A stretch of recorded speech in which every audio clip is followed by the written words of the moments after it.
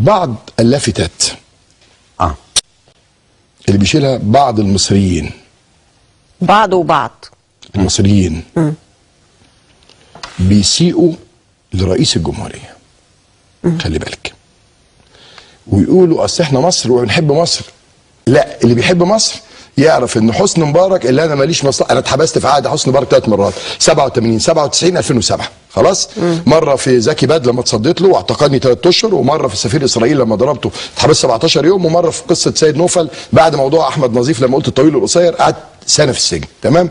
لكن ما ينفعش يا جماعه بنقول مصر ويجي راجل حمى سما مصر 73 في الوقت اللي ما ينفعش مقاتل في حرب اكتوبر. ما ينفعش يا استاذ الفاضل بجميع المقاييس انك بتقول بحب مصر ومشغل لي اغاني شاديه يا حبيبتي يا مصر، واجي اعمل لافتة ارحل يا كذا ارحل يا كذا.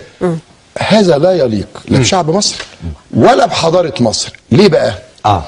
ليه؟ انا حزني الشديد ان احنا كان عندنا ملك سميناه اتسمن خلاص، ورئيس اخترناه لا، ورئيس قهرناه جمال عبد الناصر، ورئيس قتلناه، ورئيس بنهينه. ايوه، احنا مش كده، ده مش شعب مصر يا جماعه. صح. لا، اوعى تقول لي ان ده شعب مصر، واوعى تقول لي القناه هتكلم فيها دلوقتي ان اليافط اللي متعلقه دي قول غير الدستور، مش غير النظام، غير. اوعى تكتب لي ارحل يا كذا او واحد اسف. لا لا، في مشاهد معينه بس كويس بعد اذنك بقى، كويس انت فكرتني.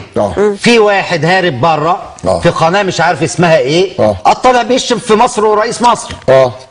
الراجل الهارب اللي انت شتمته قبل كده اشرف السعد، تخيل. هقول لك ليه بقى، قاعد وبيشتم بشكل غريب. هقول لك انا عايز اقول لك سياده المستشار وهناء سمعتني، واحده مصريه اتصلت بيا بتبكي ببكاء غير عادي، تقول لك حسني مبارك ما يتقالش عليه كده. صح. يمشي حسني مبارك ما يرشحش نفسه، انما حسني مبارك اللي عمل 73 واحد من القاده المهمين جدا ما يتقالش عليه كده. يبقى حسني مبارك في ما يتقالش عليه كده. حرب الاستنزاف كان هو لا يعني مش حسني مبارك يا سياده المستشار في المنطقه العربيه، في المنطقه العربيه يكاد يكون يمكن هو صاحب الشرعيه الوحيده، ما يتقالش عليه كده. شوف يا سيد، يمشي حسني مبارك بس ما يتهمش. مش قضيه انه يمشي، لا مش يمشي النهارده يمشي بكره يمشي. لا يعني ايه، هم بيطالبوا بكده. بس عايز اقول لك المشهد، عايز اقول لك المشهد. حسني مبارك في فتره رئاسته ممثل الناس بتنسى، كنا ممكن ان نتورط في العراق في الحرب الاخيره، في السودان، كنا ممكن في السودان، كنا ممكن نتورط مع ليبيا.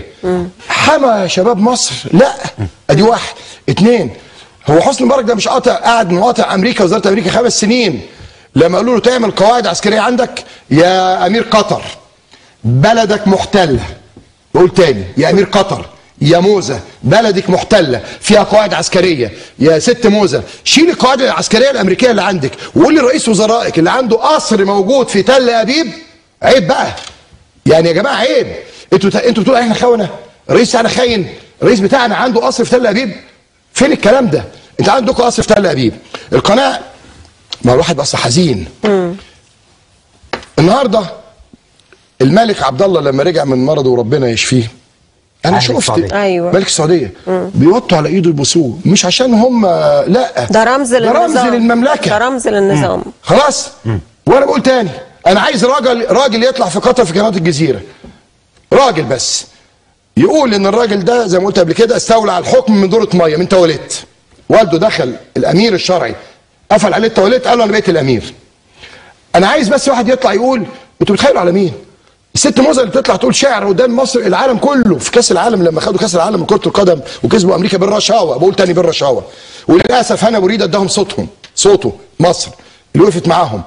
مع احترامي لقطر يا جماعه، ما ينفعش ان قناه الجزيره وشوف كل المراسلين اللي من عندنا هنا للاسف مجانا ولا بفلوس، يبقى المظاهره 5000 يقول لك ايه، و100,000 واحد بيقولوا يسقط هذا النظام الخائن بتاع اسرائيل. لا، الخائن بتاع اسرائيل اللي ليه قصر في اسرائيل.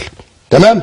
بلدنا ما يتقالش عليها كده. وحسني مبارك لغايه ما يمشي براحته، يعني افرض عايز يمشي بكره، هو ده الدستور عايز يقول لك عايز يستقيل يستقيل. هو بمدته ما ينفعش يتقال على رئيس جمهوريه مصر الكلام القليل الادب البذيء اللي بيطلع من قناه الجزيره واللي بيطلع من البي بي سي، وللاسف مراسلين من هنا مصريين، وللاسف اللي بيشتغلوا في القناه هناك كلهم مرتزقه.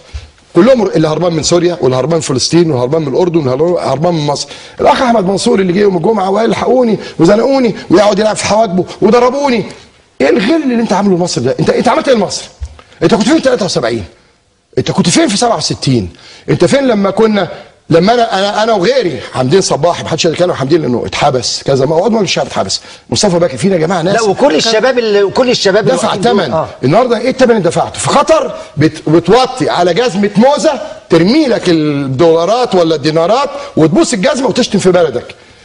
اخ اشرف سعد انت بتقول عليه دون اللي انا علنا ما بخافش من حد، انا ما عندي. بص بقول لك هذا النظام ما فيش حد مضر فيه اكتر من مرتضى منصور، لكن انا ماليش دعوه بالنظام، انا لي دعوه ببلدي دلوقتي.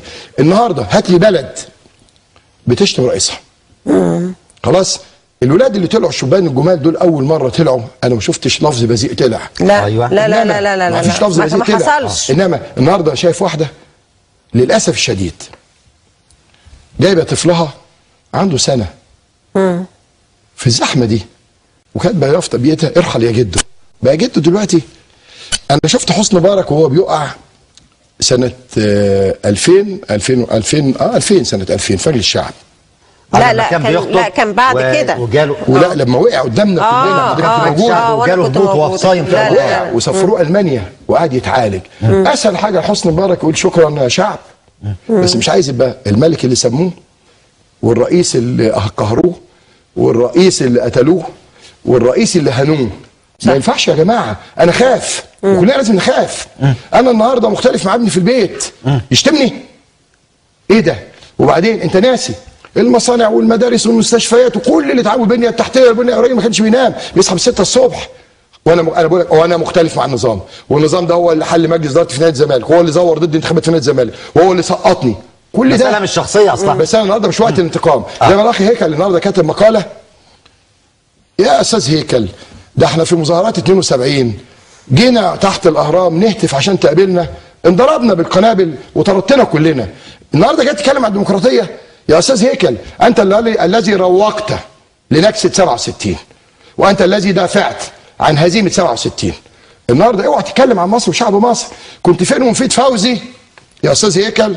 ها لما قال على مذيعه انها مذيعه موسى صبري. لا موسى صبري لما قال على همة مصطفى انها ومفيد فوزي برضه انتقد مذيعه. واحد راح باته والتاني راح ماته. كنت فين يا هيكل؟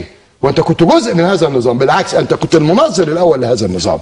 لما تيجي النهارده تستغل هذه الظروف وتصفي حساباتك مع نظام عشان ما جابكش وزير او رئيس وزراء، احنا كلنا شايفين المشهد. كنت فين لما الاخوان المسلمين اللي بيدافع عنهم دلوقتي كانوا بيتسحلوا في 64؟ كنت فين لما سيد قطب اتعدم في 64؟ كنت فين؟ ما اعترضتش ليه؟ جاي النهارده وانت قاعد في العزبه بتاعتك وابنك عنده مليارات، تاني يقول مليارات يا هيكل، جاي دلوقتي النهارده تقول بتدافع عن الشبان اللي هم قضيتهم الحريه وقضيتهم البطاله. ادي واحد. اتنين، خد عندك يا استاذ الفاضل، انا ملاحظ الاخ البرادعي بقى 3 ايام مربي دقنه. برادعي الله، هو احنا انت فاكر شعب مصر شعب عبيط؟ اول ما الاخوان المسلمين قال لك من ايد البرادعي راح مربي. شوفوه في المشهد اللي طلع في قناه الجزيره، ده راجل بيربي دقنه خلاص بقى الشيخ البرادعي. طيب والصور اللي جابوها لحضرتك والخمره موجوده قدام حضرتك، وبعض الاخوه طلعوا قال لك ايه يعني يا جماعه؟ وكان في عز ايه بقى اول ما جه؟ ايه يعني لما رئيس واحد مرشح نفسه رئيس جمهوريه يشرب خمر؟ فانا قلت حتى لعمرو اديب قلت له انت عايز رئيس جمهوريه طول النهار يشرب ويقول يقع ويقول انا جدع؟ ايه ده؟ النهارده بتربي دقنك وتحط ايدك في الاخوان المسلمين؟ ايه الانتهازيه دي؟ ويا اخواني المسلمين انتوا كنتوا معظمكم كان معايا في السجن مالك وكان معايا الاخ الشاطر، كل انا طبعا معاهم من زمان يعني. عايز اقول لكم ازاي تحطوا ايديكم في ايدين واحد اتقال عليه ان بنته اتجوزت مدني واحد مش عارف ديانته ايه؟ ازاي يا جماعه؟ هو في ايه في مصر؟ النهارده المصالح تتصالح. نيجي نرجع بقى. لا انا في هنا بقى عايز اعلق معلش بس حته صغيره بس بعض القنوات عشان نخلص منها. بعض القنوات انا بقول بالاسم بقى، انا عايز اقول بالاسم بقى، بس سيبك من الجزيره والبي بي سي انا النهارده لازم بالاسم يعني؟ طبعا بالاسم. النهارده داعيني في العربيه تمام. اول حاجه اقول لهم انتوا كارهين مصر ليه؟ في قناتهم الساعه 9 انا طالع معاهم. تعالى بقى خش بقى في القناه المصريه. او تي في او ان تي في بتوع الراجل نجيب ساويرس المحترم، والراجل رفض يسافر، الراجل قاعد خلاص. في فرق بين المذيع والمحرض. الست ريم ماجد قاعده قبل المظاهرات كل دورها اطلعوا ولعوا اشحن ايه يا ست. وبعدين هاتي لي حد امبارح استضافت اخ اسمه عمار، تمام، يقول لك ما بنقعدش مع مبارك.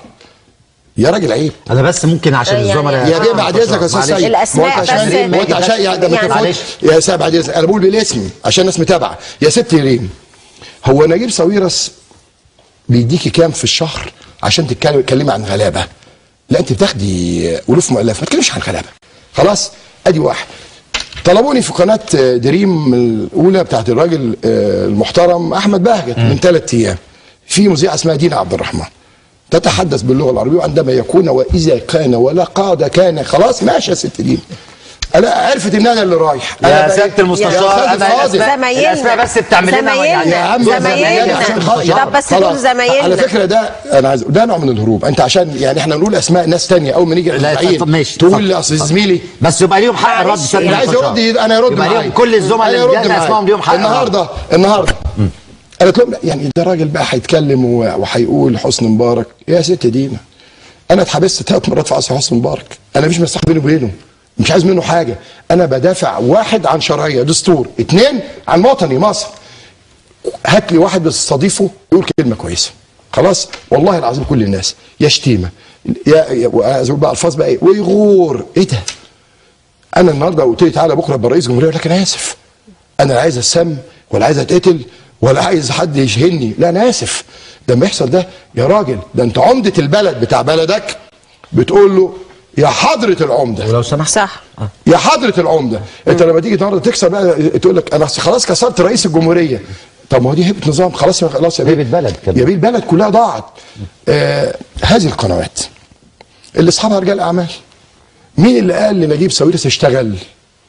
مش هو برضه النظام اللي موجود يا ريم؟